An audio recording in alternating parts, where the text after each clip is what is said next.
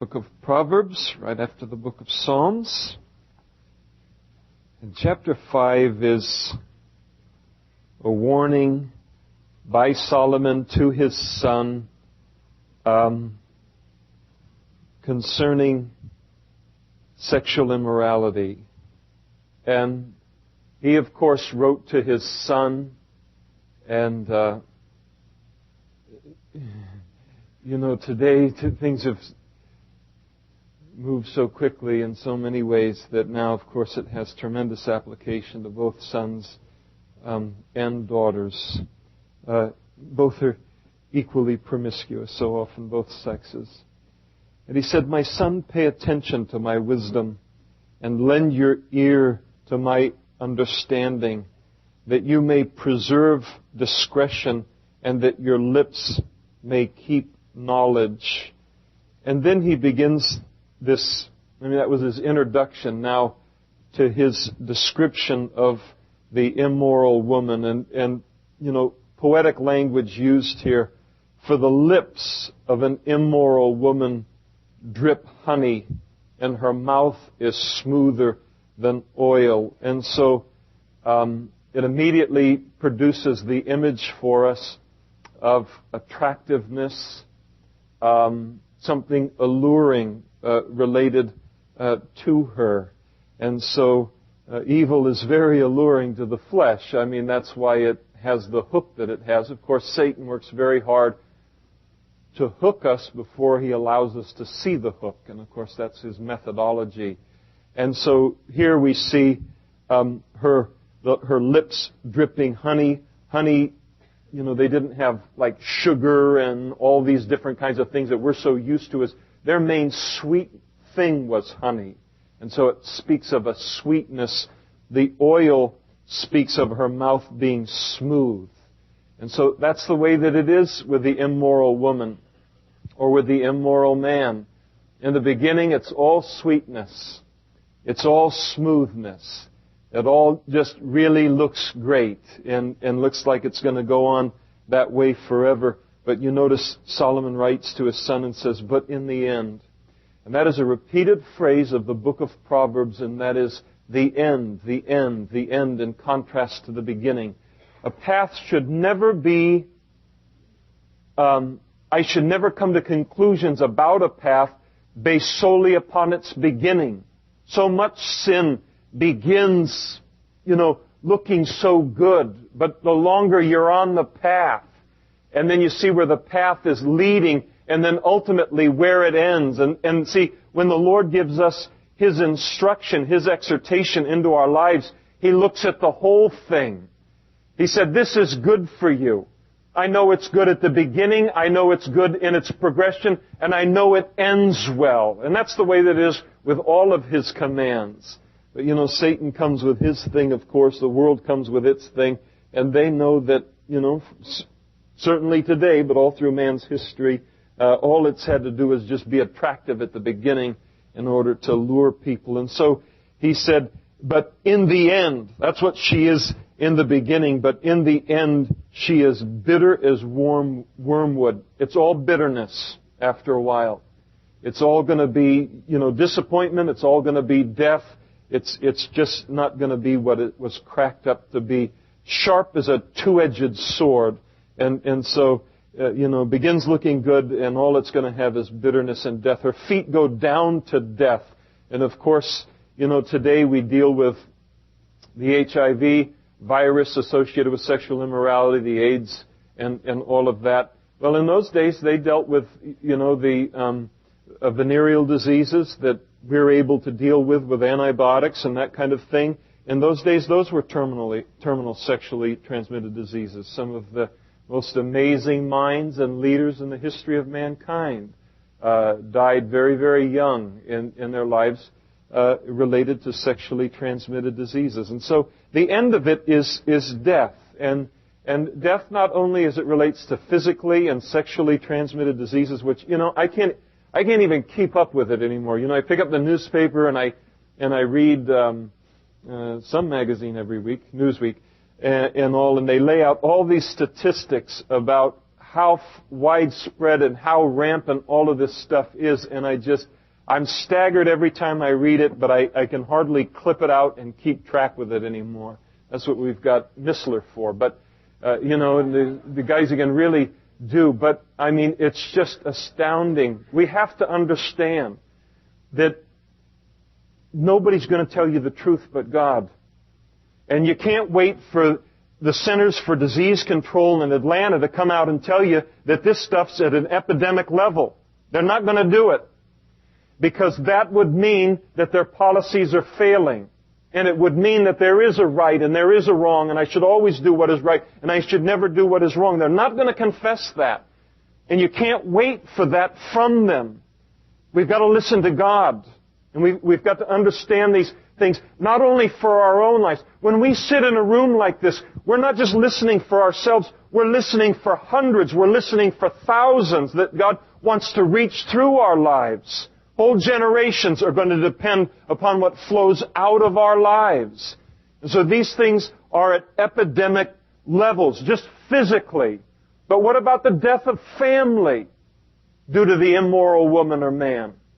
The family unit, marriage. How many kids don't have the two parents? And the whole deal, the repercussions so far-reaching. It's death. That's all that she can give is death. That's all that's there. And these are hard things, to hear because there's histories involved in this whole room. But we still can say this is right and this is, we've got to make a stand as it relates to our lives. And so that's the way that it is. Her feet go down to death, but nobody's looking at her feet. You're not checking her feet out at the beginning. God's saying, look at her feet. Look at what she's standing on. Look at what she draws from. Look at the source of her, allurement.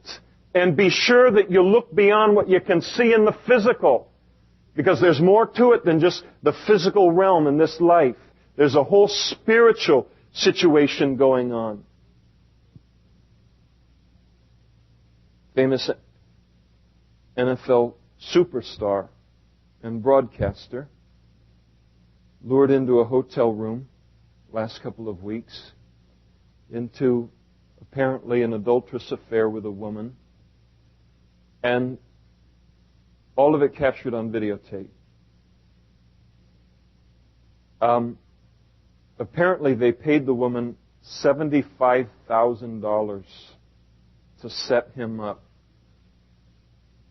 All for the Globe to have a story. Listen. If the Globe is willing to pay $75,000 to get a story and ruin a man's life, what will Satan pay to cut our lives short and our ministry short? And he has fabulous wealth for doing that. And so you've got to look at the feet, not just the lips, not just the eyes, not just the face that's there. Her feet go down to death. Her steps lay hold of hell, lest you ponder her path of life. Her ways are unstable. You do not know them. And so, it's just unstable. He's saying, son, you're out of her league. Don't take your youth to her. This is her place of strength. She's seen 1,000 of you come and go from her life. Stay away from it completely. Just stay, away from it. Her ways are unstable. You don't know them, but you don't need to know them well. All you need to know is just steer clear of her, the immoral woman, the immoral man. He said, therefore, hear me now, my children, and do not depart from the words of my mouth. Remove your way far from her, and do not go near the door of her house. Not only to the door or in the door, don't even go near the door. And so you see in verse 8 that contrast. The word far and then near is just the way that the Proverbs are. Remove your way far from her. Stay away from her. And don't go near the door of her house. Whatever it takes to stay away from her, or whatever it takes to stay away from any sin that wants to dominate my life. Stay a long ways away from it and do whatever it takes. Whatever it takes. Whatever has to happen. If the television has to go, then it has to go. If the whole video collection has to go, then it has to go. If the music wears down your resistance to what you're listening to and all, until you find yourself gradually, that standard in your life lowering, then it's got to go. Whatever it takes to stay away from all of that, I need to do it. I remember to this day, I was on Mare Island, cable splicer for Pacific Telesis. And I was in the central office at Mare Island Naval Shipyard, down below in the big vaults where the big splices are for the whole naval shipyard. And I was a relatively new Christian at that time, and I was listening to an audio series that I had just ordered from Firefighters for Christ. It was Bob Vernon, and he did a series called True Masculine Role. And he gave an illustration in there that has stayed with me all of these years. And the illustration that he gave was related to a Coke machine. And he said, if you go to a Coke machine and it says, a Coke, $1, insert 4 quarters. He said, you got those 4 quarters in your hand, and you put that first quarter in, you still have control at that time over whether you get your coin back and whether that Coke comes down that chute or not. You put the second quarter in, you still have control. You put the third quarter in, you still have control. You put that fourth quarter in, and to save your life, you can't stop that Coke from coming down that chute. It's coming down that chute. And the key is, in all of our lives, we all have a line that once it gets crossed, the flesh is so thoroughly in high gear, there's no stopping it. No voice of the Spirit, no anything. It's just going to be a matter of fulfilling the flesh and then crying out for mercy afterwards. So what I've got to do with those 4 quarters, I've got to throw them in all directions. I've got to find a field that's got weeds that are growing 3 feet high and throw one out there. And I've got to throw one down a storm drain someplace. And then I've got to throw one in the back of a car that I've never seen before, but it's got Nebraska license plates. It's heading in that direction. And then the other one I got to give to a friend and have him toss it for me, so that those 4 quarters can never, to save my life, I can't bring them together. And with sin so seductive, so available today to us, I mean readily available, like no time in history available to us, I've got to do that. I've got to set my life up in such a way that I don't even come near to her. Because to come near to her, she starts her rap, and then it moves too fast. It moves too fast. Whether it's drugs, whether it's the opposite sex, no matter what it might be, I've got to stay away from that place. So, you have a problem with alcohol? Don't go into a bar to buy your newspaper. Now, we're not talking, nuclear physics here. I mean, it's pretty simple stuff, but I mean, that's just the way that it has to be. What is my weak area? And we all have at least one. We all have several, no doubt, that we wanted to feed. And so I've got to stay away. And so Solomon, I mean, his heart for his son, I mean, his life and death son, I mean, you can pick something up and be gone, early in life. And so he warns, don't even go near the door of her house. And so whatever it takes for that to be the case, it needs to be done. Nothing is worth our relationship with the Lord and His plan for our life. He says, lest you give your honor to others. And the word honor means your strength. Unless you end up giving your life, your mental considerations. And that's another thing, where your mind is just constantly on something like that, and you're consumed with it. And here's the strength, these strategic times in my life. I've got my youth, I've got my health, I've got these things to use for the Lord, and they get pulled away by these things. Best just to cut the temptation off, and I don't have to mess with it. Just to be done with it. And so he says, listen, otherwise, if you don't listen, you're going to give your strength to others and your years to the cruel one. Sin is cruel. It's a harsh taskmaster. God, people think God, oh boy, there goes all my fun, I'm going to follow God. No, sin is the harsh taskmaster. Lest aliens be filled with your wealth and your labors go to the house of a foreigner. Now, many times in that culture, the foreigners were the ones that were the prostitutes. I mean, they were brought in from other places. They were unique looking and all these kinds of things that, of course, were appealing in that trade and all of that. And so they would bring them in. And so you get hooked on that kind of a thing, the sexual immorality, the prostitutes there. And pretty soon it's amazing how much money can be gone overnight. And he talks about the labors that your labors go to the house of a foreigner. In other words, you're out in that field or you're out someplace working 8 hours, 10 hours, 14 hours a day to make it go, and then you got this addiction here, and all that money that you work so hard for, gone, every night just gone. And that's the way it is. You got the 900 numbers now today with you turn around and you read in the paper and someone's got a bill for $37,000 on 900 numbers. It's a way. All the work, all the everything, all the, things, money saved for whatever can be gone so quickly as it relates to all of this. And so his warning, he says, and you mourn at last, in the end, when your flesh and your body are consumed. And it has the ideas of the venereal diseases, the sexually transmitted diseases. And so, whenever you hear people talk about prostitution as being a victimless crime, just remember Proverbs chapter 5, it's not a victimless. Not as it relates to the women, and not as it relates to the customers or the men or the customers. I mean, the whole deal. You've got the male prostitution now that's so prevalent. And so it has a terrible ending. And say, at the end of this, and then the person would be forced to say, how I have hated instruction. I mean, there's the deep regret, and my heart despised reproof, all of the guilt.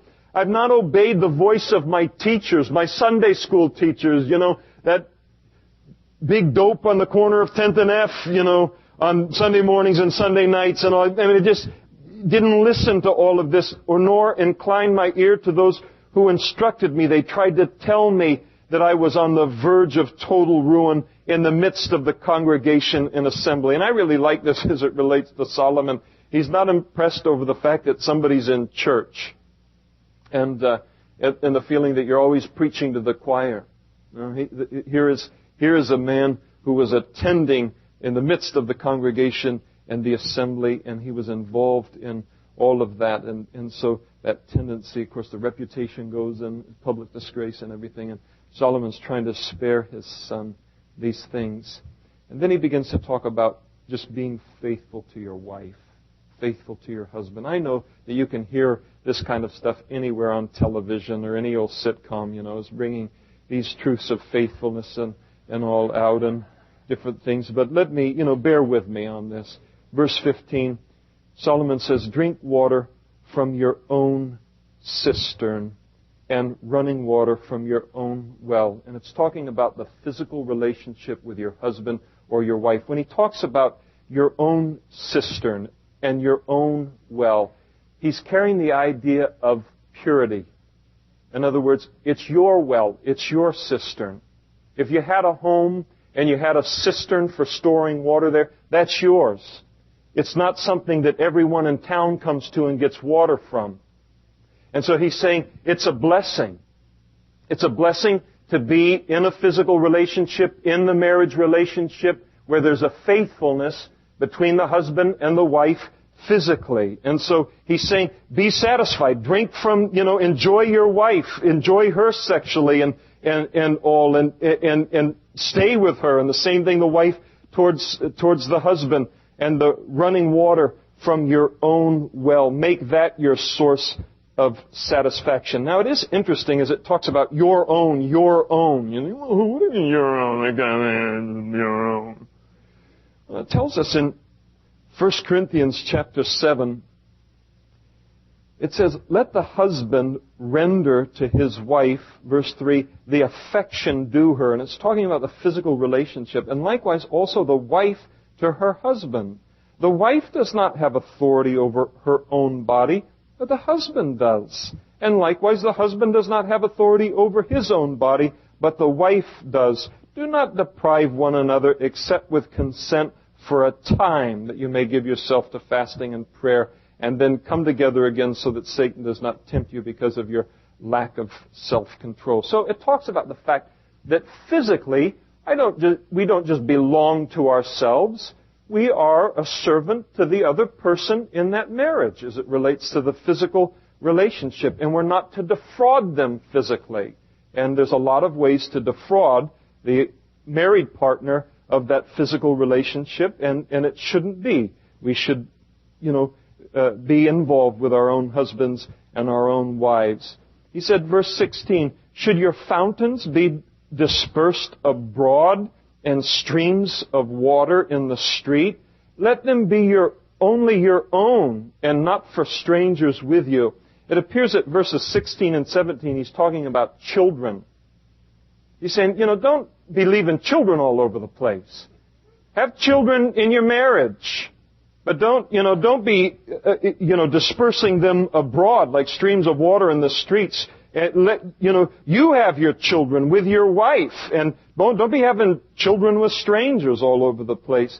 Let your fountain be blessed. And it's talking about the wife there. And rejoice with the wife of your youth. And, something wonderful about being faithful and growing older together with the wife of your youth and doing so physically. I was listening to the radio, and you know how they remake all of the old songs, and they use them in the commercials, and they had some Rolling Stone thing going on a deal, and I was just thinking, this was going on in my mind, I was thinking about Mick Jagger.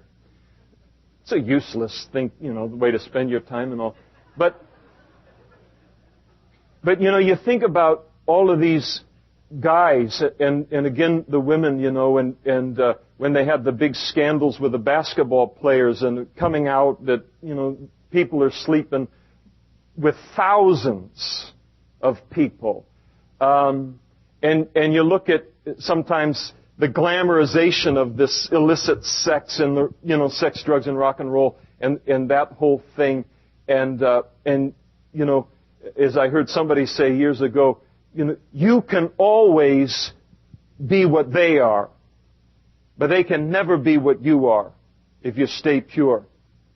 And I'll tell you something, when you've been in that place, you'd give anything to have that back again and not have 1,000, memories associated with the different things. And so it's a blessing. Just, stay with her, rejoice with her as a loving deer and a graceful doe. Now, you ever drive down the road, not here, but I mean someplace where you get out of Modesto and you see a deer and a graceful doe? What do? You stop, don't you? Look. Or if you're ever someplace, if you're up at the Ahwahnee Lodge up in Yosemite, we always stay there at the Ahwahnee. I hate it if we don't get to stay. I'm just kidding. I've never been there. But so invite me next time you head up there, and Karen and I, we'd be glad to. But sometimes you go to the different places, and all of a sudden, boom, there they are, whole group of deer in beautiful doe and everything. And then, why do you stop and look? It's beautiful. It's beautiful, just pure. It's just like that's the way it ought to be. That's beautiful. And so there's the beauty of that scene, and so appreciating the beauty of our wives. He said, let her breasts satisfy you at all times. In other words, hers alone. And always be enraptured or intoxicated with her love. And for why should you, my son, be enraptured by an immoral woman and be embraced in the arms of a seductress? And again, it's the idea of, you think she cares about you? It's money, or it's whatever. And so you think that she cares about you like your wife does or your husband does? No. And so he warns concerning it. For the ways of man are before the eyes of the Lord. And God's saying, I see this all of the time. Listen to me. And he ponders all of his paths. His own iniquities entrap the wicked man. It just brings you into, bondage. God says, there's a million examples of this kind of thing. I don't need any more examples of the fact that this isn't the way to go. He's caught up in the cords of his sin, and he shall die for lack of instruction, because he wouldn't listen to instruction, and in the greatness of his folly he shall go astray. Chapter 6. my son, if you become surety for your friend, that is, you make yourself liable for someone else's debt. In other words, if you co-sign for someone else's loan, if you become surety for your friend, if you've shaken hands in a pledge for a stranger, you're snared, you're trapped, buddy, by the words of your own mouth.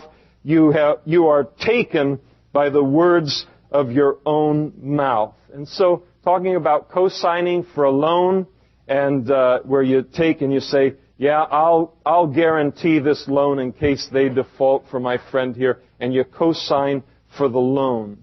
And what Solomon is saying here is if you can't lend, if you aren't wealthy enough to lend the money to him, just you to him, then you're not wealthy enough to co-sign for him, are you?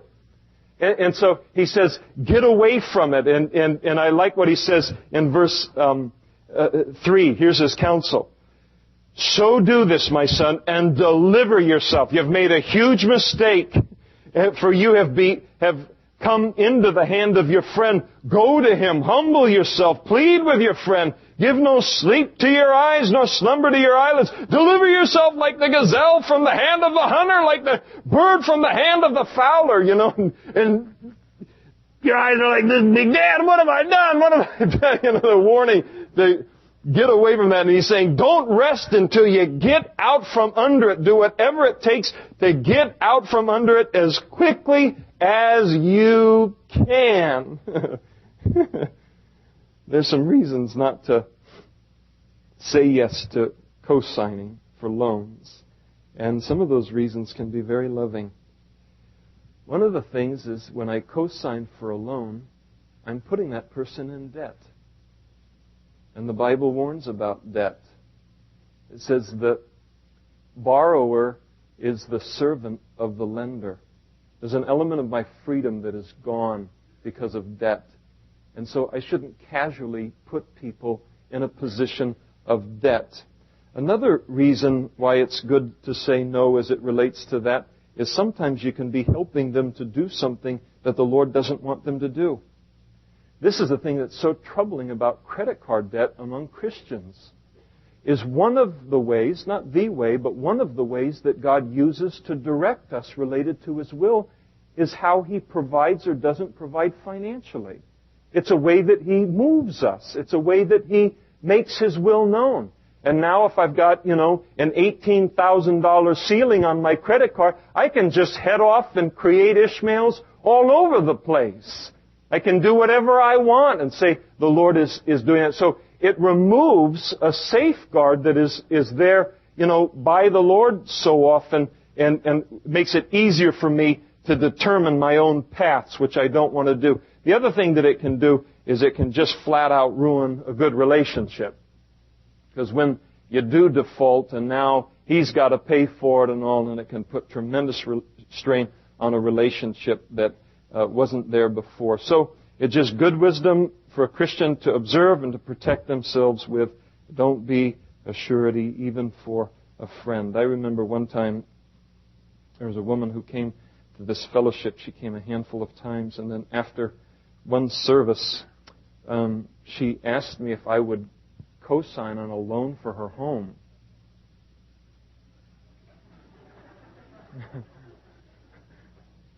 I said, I think you've got me mistaken with a televangelist. Do you know what I make here in this? I didn't say that, but I said, I am not financially in a place to co-sign for you to get a house. And she said, well, could the church do it? And I said, no, that's not the church's policy to enter in on those kinds of things. But she was very, very, displeased with me over all of that. It's funny what you get asked at times. You'd be surprised and all. But I'll tell you, I came in under that verse right there, this section of Scripture. And I said, it says not to be a surety even for a friend. I said, I don't have the money to pay off your loan if you defaulted. And so I'm not in a place to co-sign for you if I'm not in the place to lend it to you. And so just good to stay away from it. He says in verse 6, go to the ant, you sluggard. You like that, just sluggard? You like to say it? Sluggard.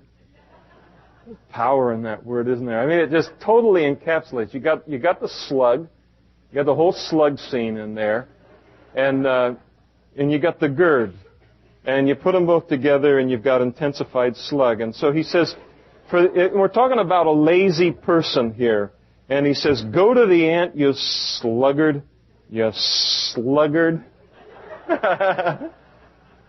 you sluggard." Anyway, go to the ant, you sluggard. Consider her ways and be wise.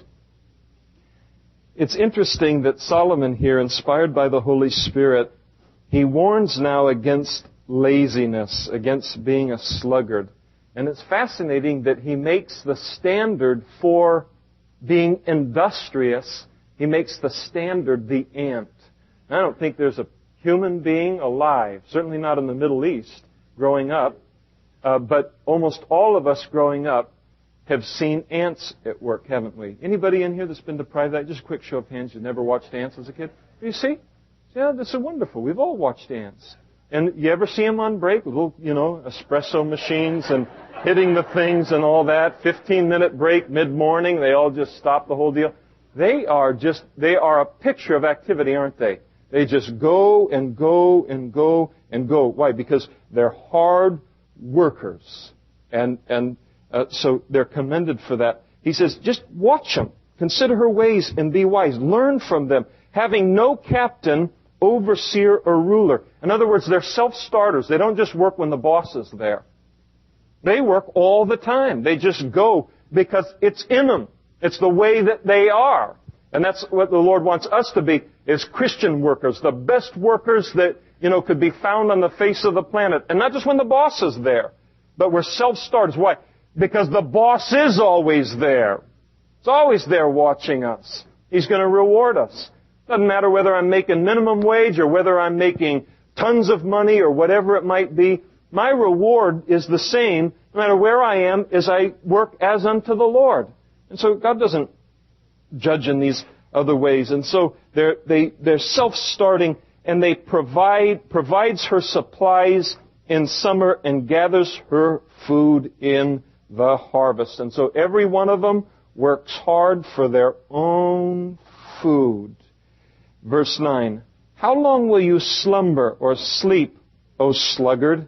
When will you rise from your sleep?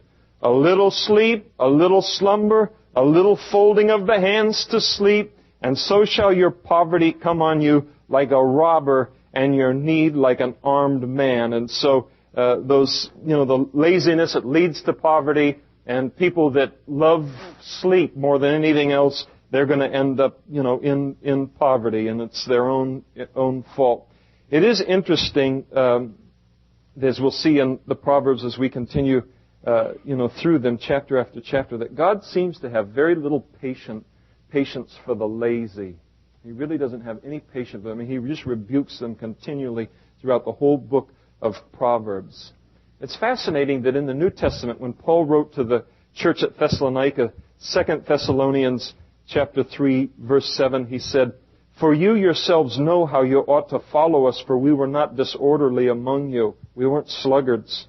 Nor did we eat anyone's bread free of charge, but worked with labor and toil night and day, that we might not be a burden to any of you. Not because we do not have authority, but to make ourselves an example of how you should follow us. And then he said, for even when we were with you, we commanded you this, that if anyone will not work, neither shall he eat. That doesn't say if he cannot work, he's just been laid off and he's working hard to get that next job and all. Hey, that's a different thing. Or that physical limitations or mental limitations that are involved in all of that, that's something where, help is supposed to be forthcoming. But when a person just says, no, I'm not going to work, someone to take care of me, then Paul just says, fine, we have a solution for that. You don't eat. And it's amazing what hunger can do to motivate a person, to work and to eat. And it's something that's important. There is such satisfaction to be found in working hard. There's a wonderful satisfaction. As the things are changing now with so much of the welfare and the different things and all, and not everyone on welfare was, a sluggard and that kind of a thing. But for those that were in that kind of a category, as they get into that job scene and they work for their own bread and there's a satisfaction there, and there's a character that's built in that. It's just the way that it's meant to be. It's interesting that even in the Old Testament, when God provided for the poor, He would tell the farmers, when you go through your fields and you go through your orchards, you can harvest them once, but don't harvest them a second time. What's left on the trees after the first time through is left for the poor, and it's left for the fatherless and for the widows. God loved them and loves them today. He also loved the landowner, but He wanted to take care of everybody in this thing. But He caused them to come out and to gather it themselves off of the trees. In other words, everything was going to come by hard work for those that were in a difficult place and for those that even owned the land. Again, because it builds something important within our lives as Christians. It's just good to be involved in good hard work. In verse 12, he starts to talk about the con man, the discord sower. And he says, a worthless man, a wicked man, walks with a perverse mouth. He winks with his eyes, he shuffles his feet, he points with his fingers, perversity in his heart, and he devises evil continually, and he sows discord. And so it's kind of like this guy, he's, out with might be alone, or he might be with a partner, and he's talking to somebody, hey, can I, this and that and everything, and he's doing all these signals over to his other partner that's coming around to pick the pocket of it, and they got the whole, scheme going on there.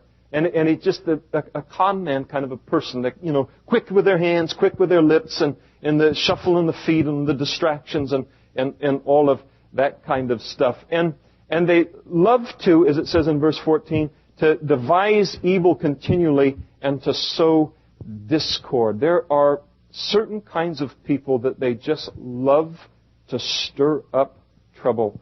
They just love to gossip. And they love to misrepresent a situation so that you'll say, well, wait, what?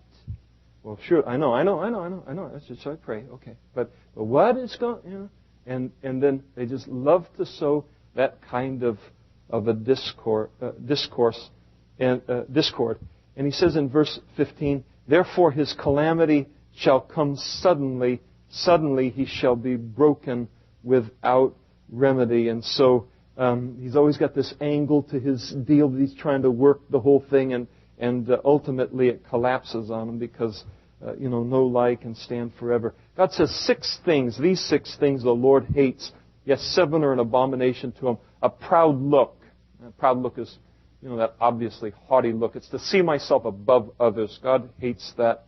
He hates a lying tongue. He doesn't like liars. Hands that shed innocent blood. He doesn't like murder. It's an abomination to him, whether it's legalized or not. He hates it. A heart that devises wicked plans. Those people that just sit and they're constantly thinking of wicked plans to rip people off or to hurt people. And they're one thing to your face, and the whole time they're planning your demise. And of course, the classic example was the religious leaders with Jesus, wasn't it? Oh, good teacher, and that whole thing. And the whole while they're meeting in secret rooms, planning his crucifixion. And so the Lord hates that kind of thing. It's got a very long history and a poor history. He hates feet that are swift in running to evil, and a false witness who speaks lies. And this has the idea of in a courtroom, where someone comes in as a witness and they speak lies when someone's future is at stake. And they don't care about that. And then he says, and one who sows discord among the brethren. That's pretty heavy company for that, isn't it? That he would add that on there, that he also hates one who sows discord among the brethren. Of course, Satan is behind all of this. He is the accuser of the brethren. And so we're warned related to that. Verse 20, further warning against adultery. My son, keep your father's command, and do not forsake the law of your mother. Bind them continually upon your heart. Tie them around your neck. When you roam, they will lead you. When you sleep, they will keep you. And when you awake, they will speak to you. And so he's saying, what's the solution, to the pull of immorality and these things? The Word of God. Keep it close to you, bind it, continually to your heart. Be reading it, be learning it, and keep it close. And he says, when you roam, it'll lead you, and God's Word will guide us. When you're awake, they will speak to you. They instruct us. When you sleep, they'll keep you. They protect us. God's Word does that. For the commandment is a lamp, and the law is light. Reproofs of instruction are the way of life, to keep you from the evil woman. And so, one of the purposes of the Word is just to keep us away from her, from the flattering tongue of the seductress. So we see continually with her that she has this line that she uses. And so, again, as we saw last week, that flattering tongue, well, where have you been all my life? And well, where'd you get those big muscles? And you don't even work out? Oh, the whole thing. And they lay and he says, verse 20, do not lust after her beauty in your heart. Don't let her flattering tongue and beauty, and they're equally powerful. Equally powerful. Nor let her allure you with her eyelids, her makeup. That's what the whole deal is there. Put the big gunky, deals on that. I'm not saying that if you use makeup on your eyelids that it's all gunky, but I've seen gunky. I've seen gunky on national television. I've seen gunky.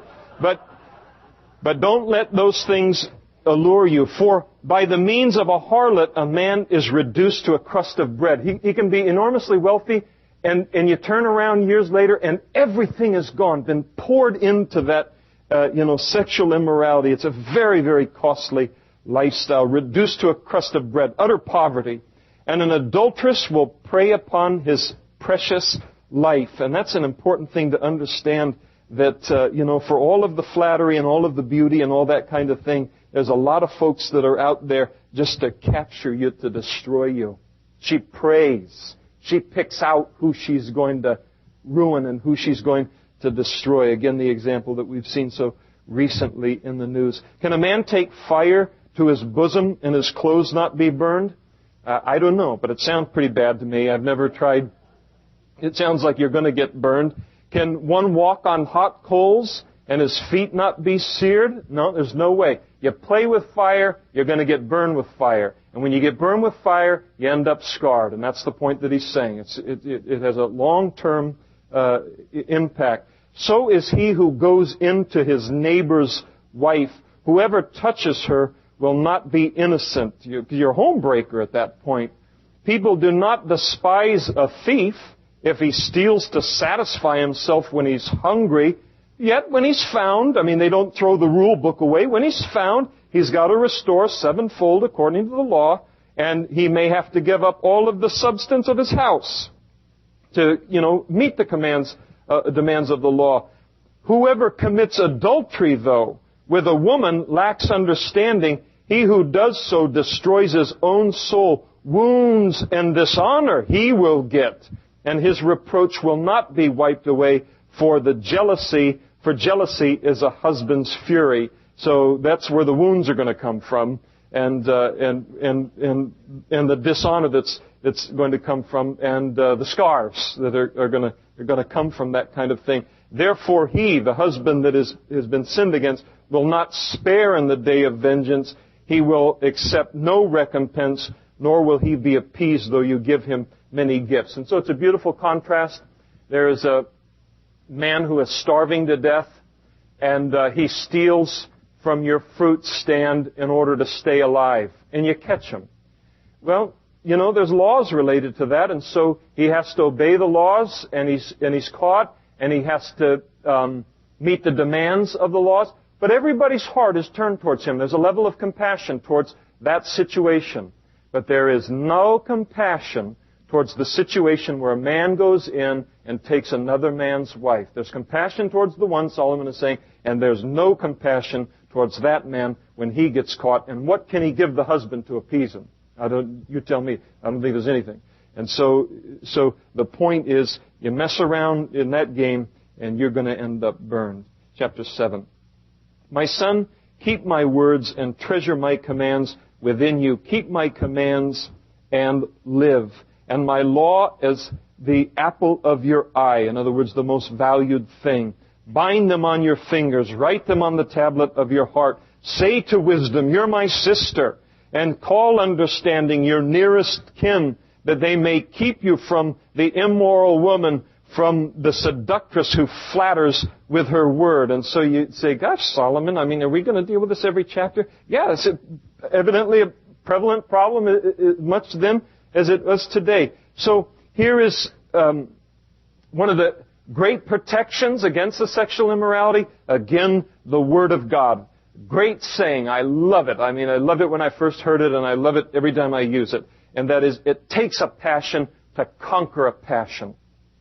It's not just enough to hate sin more. I've got to love the Lord more. And so often a person will say, Lord, help me just to hate this and help, and all that. It's a two-pronged thing. I want to hate the sin, but I've got to grow in my love for the Lord that causes all of these other things to grow strangely dim as it relates to life. And so it takes that passion for the Lord for that victorious Christian life, and that's going to require a very close relationship with the Word of God. Verse 6. You've got Solomon, or you've got wisdom speaking here, and he talks about a scene that he's apparently very familiar with. For at the window of my house I looked through my lattice. Just kind of, late in the day, and he just kind of looks through the lattice, which was for privacy, but you could still see out, related to the rooms of the house. And I saw among the simple, I perceived among the youth, a young man devoid of understanding. In other words, he just isn't smart. And we're not talking about his test scores in school. We're just talking about life smart. And he's passing along the street near her corner. And he took the path to her house. And so, here's this night scene. It's a scene that's played over and over again at night all over the world. He heads to the red light district. And he's not, it doesn't seem like he's like some real hardcore, educated guy in this whole scene. He's a simple guy, and he's getting in over his head. And so he heads out, took the path to her house in the twilight. Notice the time of the day. In the evening, in the black and the dark night. And so that's a very dangerous time of the day for all of us in our walk with the Lord. Stay busy during those times, especially if you're single and all. Stay around other Christians. Keep it booked up real heavy, and that kind of thing. It's just a rough time related to temptation. And we're told in verse 10, and there a woman met him with the attire of a harlot. Now imagine that there is an attire of the harlot. And there really is, isn't there? You can spot a harlot, you can spot a prostitute pretty easily. And why? Their dress. They aren't wearing like granny gowns and muumuus and, loose-fitting Hawaiian garments or anything like that. They're trying to, they're showing off the wares. They've got the hook out and trying to hook somebody. And so there is that attire, and it gets them a certain kind of attention. I'll tell you something. If you're smart as a woman, you'll be very, very careful about how you dress. Sometimes I see Christian women, and I just go, they're nuts. I don't say it out loud to them or anything, but they're just crazy. Because you can just look, any guy in the world can look and say, you're going to get attention, and you're not going to get attention from the best, but you're going to get attention. And it's important that I dress in a way that doesn't get me undue attention. I can create my own trial. I can attract this wrong kind of person continually. And so the Bible tells us, both as men and women, we need to dress modestly. Specifically as it relates to the women, that means that everything's covered, and it's covered pretty loosely. He says in 1 Timothy chapter 2, verses 9 and 10, in like manner also that the women adorn themselves in modest apparel with propriety and moderation, not with braided hair or gold or pearls or costly clothing, but with that which is proper for women professing godliness with good works. And so that modest apparel It's so important to be modest in my appearance because, again, you can just look, and those of you who are younger girls in the different ages where there's so much pressure to look a certain way, you don't know what trouble, you don't know the attention you're getting, and it's just best to steer clear of it. You don't want that kind of attention. She has a crafty heart, we're told in verse 10.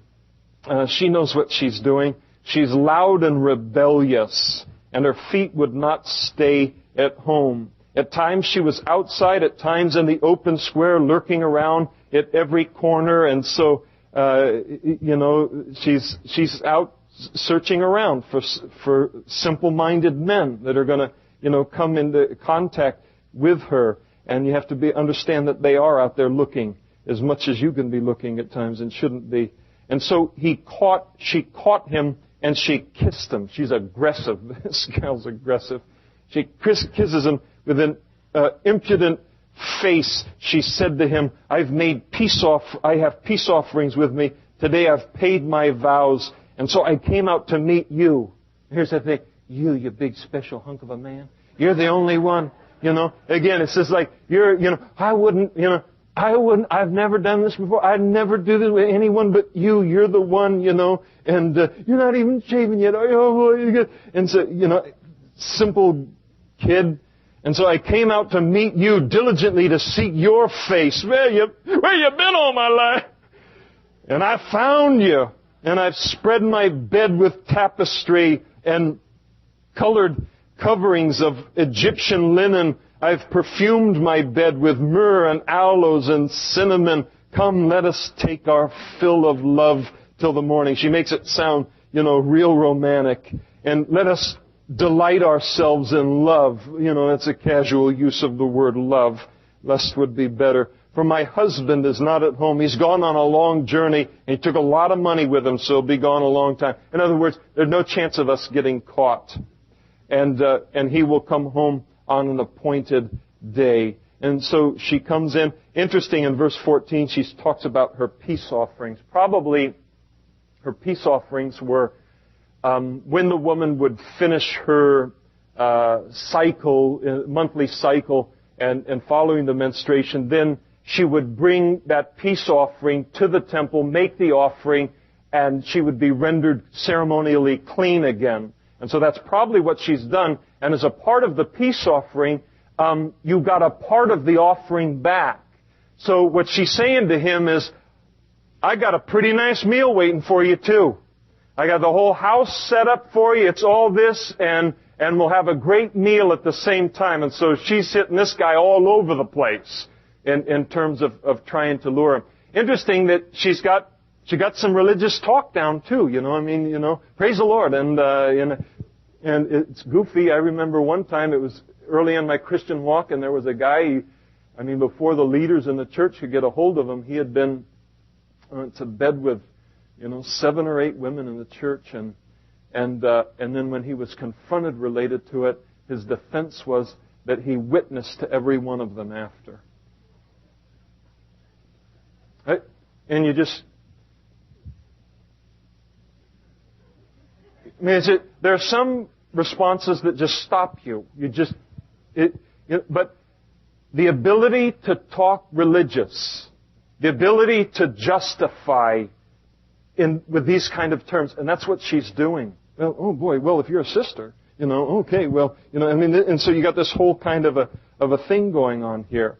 And so she comes with her, verse 21, her enticing speech. Again, we see over and over the seduction of the enticing speech, the language. She caused him to yield with her flattering lips, and she seduced him.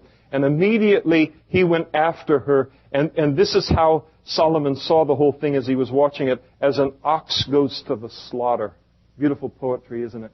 Just like a big, dumb, stupid ox that isn't going to find out until they take that big plunger gun, put it up right against his head and go, kaboom, boom, and blood's going all over the place and he topples over. I've read a little bit about these slaughterhouses and stuff, so we work these illustrations. But you got a cow, you you feed the cow and it'll follow you anywhere until it doesn't even realize that it's in the throes of death until it's in them. And so he says, we're smarter than that. God's made us, for better than this. He says, or as a fool to the correction of the stocks. In other words, if you get away with your life, you got the potential of ending up in a lifelong bondage or a disease, in verse 23, till an arrow struck his liver. As a bird hastens to the snare, he did not know that it would take his life. He was just another notch on her belt, another conquest, and he didn't realize that was what was going on. Verse 24, and now therefore listen to me, my children. Pay attention to the words of my mouth. And you can feel the passion of a father. Listen to me now. Pay attention to me. There's life and death in this. Do not let your heart be turned aside to her ways. Do not stray into her paths, for she has cast down many wounded. It's a terrible track record that she leaves behind her. And all who were slain by her were strong men. Don't think you're smarter. Don't think you're greater. Don't think you have it more under control. Don't think you're different than everybody else. You're not. Get on this path and you're in deep trouble. All who were slain by her were strong men. They fought just like you did before they ever got involved in this. And her house is the way to hell and descending to the chambers of death. And so not only the physical death, but there is, of course, the consequence of that lifelong sexual immorality keeps me from coming to know the Lord, and even heaven and hell is at stake as it relates to these issues.